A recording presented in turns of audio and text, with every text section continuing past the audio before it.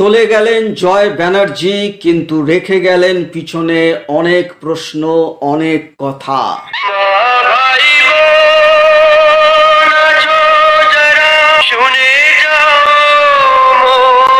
25শে August 2025 সালে জয় ব্যানার্জি শেষ নিঃশ্বাস ত্যাগ করেন এবং এই পৃথিবী ছেড়ে চলে যান মাত্র 62 বছর বয়সে। তার মৃত্যুটা এতটাই আকস্মিক ছিল, আমরা যারা জয় ব্যানার্জির ছবি দেখেছি সেই সময়, সেই মিলন তিথি, জীবন মরণ, হীরক জয়ন্তী, অভাগিনী, তাদের কাছে এটা মারাত্মক শকিং ছিল যে সেই জয় ব্যানার্জি আজ আর আমাদের মধ্যে নেই।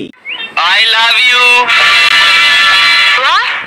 কিন্তু কেন এরকম হলো যে মাত্র 62 বছর বয়সে তাকে এই পৃথিবী ছেড়ে চলে যেতে হলো? 62 বছর বয়স আজকালকার দিনে এটা কোনো বয়সই না, কিন্তু তবুও জয় ব্যানার্জি বয়সটিকেও পার করতে পারলেন না। অনেকেই বলছেন প্রচন্ড মদ্যপান করতেন, বোহেমিয়ান জীবন ছিল, যে জীবনের কর্মফল তিনি ভোগ করেছেন।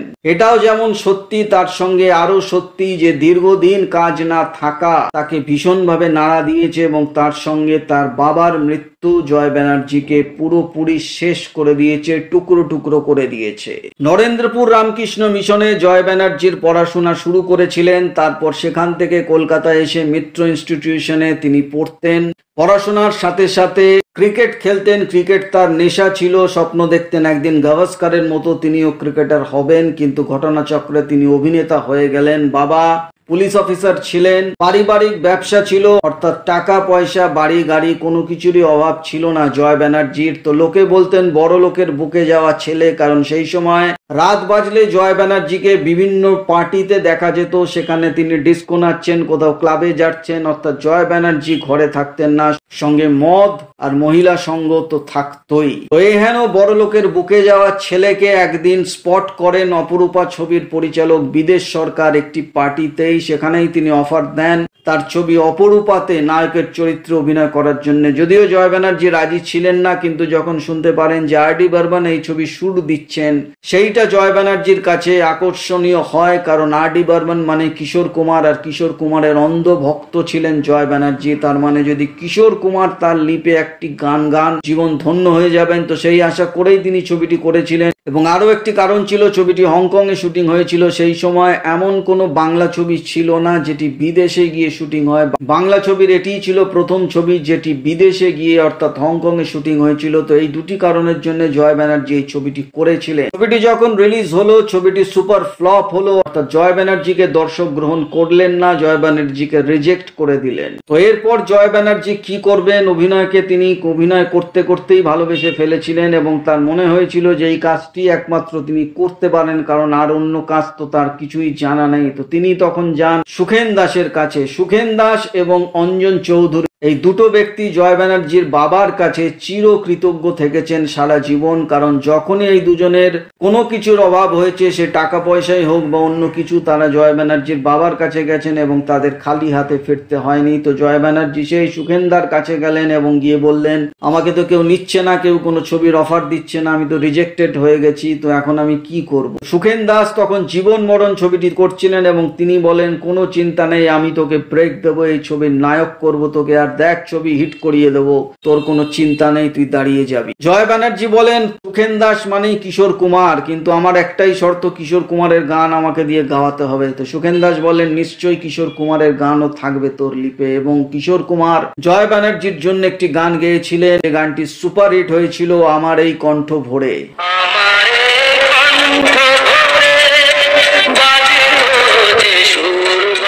এই ছবির পর জয় ব্যানার্জি মিলন তিথি করেন এবং এই ছবিটিও সুপার হিট হয়। এই ছবিতেও কিশোর কুমারের গান ছিল, তবুও তার কেরিয়ার সেই মতো এগোচ্ছিল না, কারণ তারপর একে একে প্রসেনজিৎ, তাপস পাল এরা উঠে আসছিলেন। জয় ব্যানার্জি এদের থেকে অনেকটা পিছিয়ে গিয়েছিলেন এবং তারপর আবার তিনি কামব্যাক করেন হীরক জয়ন্তী ছবিতে অঞ্জন চৌধুরীর হাত ধরে, এবং সেখান থেকে অভাগিনী, এইরকম বেশ কয়েকটা ছবি জয় ব্যানার্জি পরপর করে যেতে থাকে।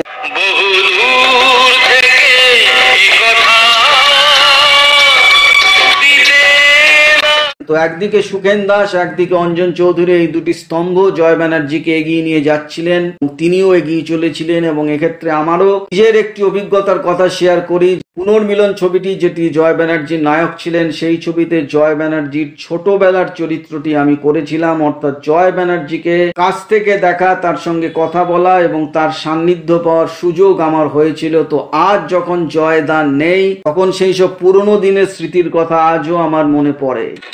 নিজেকে লুকিয়ে রেখে নয়নের আড়ালে থেকে। তো যাই হোক, জয় ব্যানার্জি এরপর ফিল্ম লাইনে খুব বেশি দিন তো চলেননি। ফিল্মে নিজেকে দারুণভাবে স্ট্যাবলিশ করতে হবে, এটা জয় ব্যানার্জির মধ্যে অতটা ছিল না, অতটা সিরিয়াস ছিল না, যার ফলে প্রসেনজিৎ এবং তাপস পাল এই জায়গাটি মারাত্মকভাবে এগিয়ে যায় এবং জয় ব্যানার্জি একদমই পিছিয়ে পড়েন। এরপর সিনেমার কাজ বন্ধ হয়ে গেলে তিনি যাত্রা এবং ফাংশন করতে থাকেন, সেখানেও তিনি চুটিয়ে কাজ করেছিলেন। প্রচুর তার মেয়ে ফ্যান্স ছিল, মেয়ে ফলোয়ার ছিল তার। তো জয় ব্যানার্জির জনপ্রিয়তা তো অটুট ছিল স্টেজে বা ফাংশনে, এতে তো কোনো সন্দেহ নেই। তো সব ঠিকঠাক ভাবেই এগোচ্ছিল।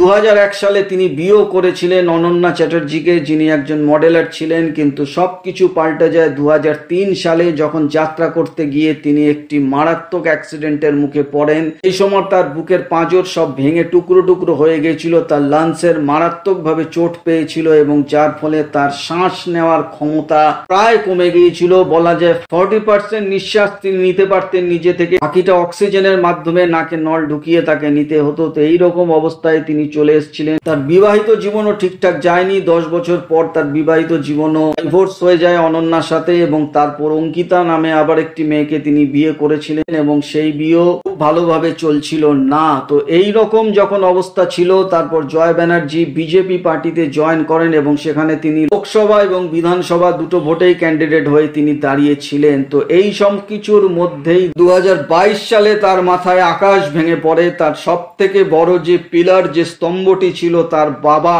2022 সালে তিনি এই পৃথিবী ছেড়ে চলে যান এবং এই আঘাত, এই শোক জয় ব্যানার্জি নিতে পারেননি। তিনি টুকরো টুকরো হয়ে যান। বিভিন্ন ইন্টারভিউ তিনি শেষের দিকে এই কথাগুলি বারবার বলতেন যে আমার বাবা চলে গেছে, আমি শেষ হয়ে গেছি, কিভাবে বেঁচে আছি আমি নিজেও জানি না। এবং দেখা গেল যে ঠিক তার 3 বছর পর, অর্থাৎ 2025 সালের এই সময় জয় ব্যানার্জি আর আমাদের মধ্যে নেই। অর্থাৎ বাবার মৃত্যু 3 বছর পরেই জয় ব্যানার্জি পৃথিবী ছেড়ে চলে যান। এই মুহূর্তে তার মা বেঁচে আছে, তার বোন আছে যিনি আমেরিকায় থাকেন। তো আজ জয় ব্যানার্জি আমাদের মধ্যে নেই, কিন্তু প্রশ্ন থেকে গেল জয় ব্যানার্জির এই কম বয়সে মৃত্যু হওয়ার পেছনে আর কি কি কারণ আছে। জয় ব্যানার্জির কোনো কাজ ছিল না। শেষের দিকে তিনি বিজেপি পার্টি জয়েন করার পর সম্পূর্ণভাবে ঘরে বসেছিলেন। তার স্টেজ কোনো ছিল না, তার ফাংশন ছিল না, তার যাত্রা ছিল না, সিনেমা তো ছিলই না। সবকিছু থেকে তাকে আটকে দেওয়া হয় এবং তিনি পুরোপুরি নিষ্কর্মা হয়ে যান। তার নিজের কোনো রোজগার বা আর্নিং ছিল না।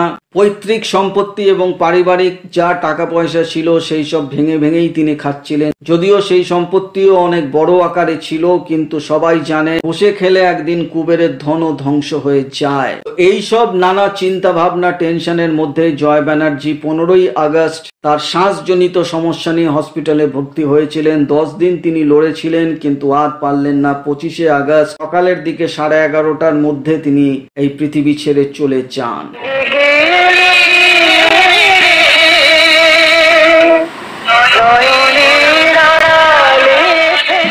জয় ব্যানার্জি চলে গেছেন, কিন্তু তার কাজ থেকে গেছে।